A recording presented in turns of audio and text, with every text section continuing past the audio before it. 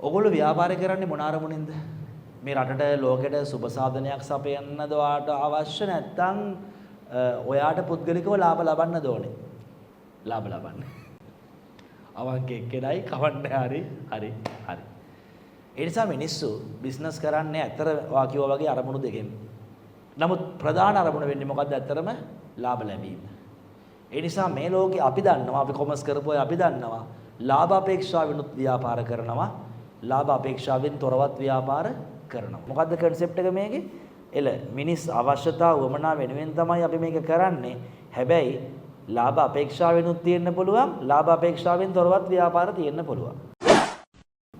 මෙන්න ඉන්නවා කෙනෙක්. මෙන්න ඉන්නවා තව කෙනෙක්.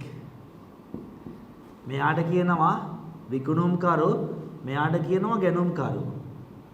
මෙයා ගාව තියෙන බඩුව මෙයාට දෙනවා. මෙයාට සල්ලි ගෙවනවා. මේක තමයි වෙළඳාම. මෙයාට ගෙවන ප්‍රමාණය සල්ලි ගන්න කීයද? ඒක තීරණය කරන්නේ කවුද? මෙයාද? විකුණන කෙනාද? ගන්න කෙනාද?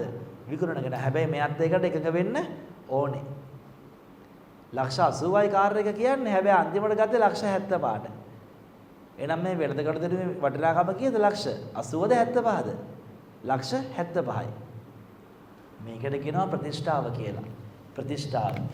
එහෙනම් ඔන්න ගැනුම්කරුයි විකුණුම්කරුයි අතර විකුණුම්කරු නිපදවන භාණ්ඩ ප්‍රතිෂ්ඨාවකට යටත්ව හුවමාරු වන ක්‍රියාවලිය.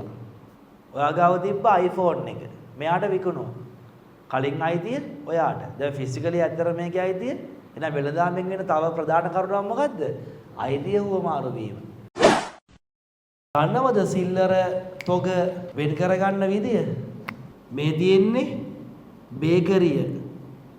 මේ තියෙන්නේ ගෙවල් ගාව කඩේ ග්‍රොසරිය. මේ ඉන්නේ පාරිභෝගිකයා.